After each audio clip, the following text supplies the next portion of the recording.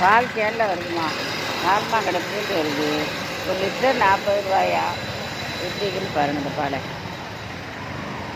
இதில் கட்டியே தான் இருங்கிறோம். 40 ரூபாண்டா பரவாயில்லை. ஃப்ரெஷ் பால் இதில் ஆடை வரும், வெண்ணெய் வரும். பக்கெட் பாலில் அது இருக்காது. நம்ம வேலைக்கு ஈஸிட்டு வாங்கிடுறோம். ஆனால் அதில் எல்லாமே கலந்து கிடக்கும்.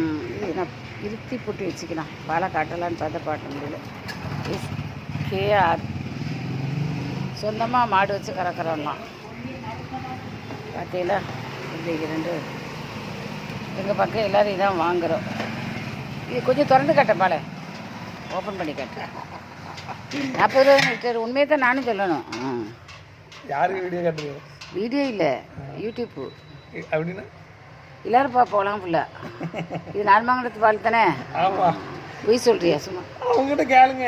தோட்டத்துள்ளதா இவங்க உங்களுக்கு யாரு? சொந்தக்காரன் மச்சான் விடு. இதுலேருந்து உங்கள் வீட்டுக்கு பால் ஊற்றுறாங்க, எட்டு ஒரு ஆளு. இல்லை 40 ரூபா தானே? அதை பார்த்து ஒரு ஆர்டர் கேட்பாள். எங்கே விற்க முடியும்? ஏன்னா நேரத்தோட ஆமாம், இது தெரியுமா பால்? ஆடை வருமாண்ட எது இருந்தாலும் இப்போ அவங்களுக்கு ஃபோன் அடிங்க. அது ஏன்ப்பா அடிக்க? நீ சொல்ல ஆடை வரும். நீங்கள் நம்ப கூடாது.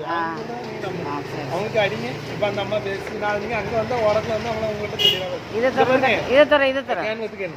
எத்துக்கேன் சார். 2 கேனு ஊற்றிட்டு விட்டேன். 40 ரூபா பாருங்க. அந்த பள்ளிக்கூடத்துக்கிட்டே இருக்காங்கல்ல, இப்போ நாங்கள் இறந்தாங்கல்ல, அவங்க அம்மா வீடு நான் தான் ஊற்றுறேன். அந்த இறந்து போனாங்கல்ல, இப்போ அவங்க வீடு நான் தான் ஊற்றுறேன். மற்ற ஆளை பார்த்துக்கோங்க. 4 நேரம் எல்லாத்துக்கும் தான் பால் கொடுக்குறானா பாருங்கள். லைக் பண்ணுங்கள், ஷேர் பண்ணுங்கள், சப்ஸ்கிரைப் பண்ணுங்கள். அஸ்ஸலாமு அலைக்கும். அங்கே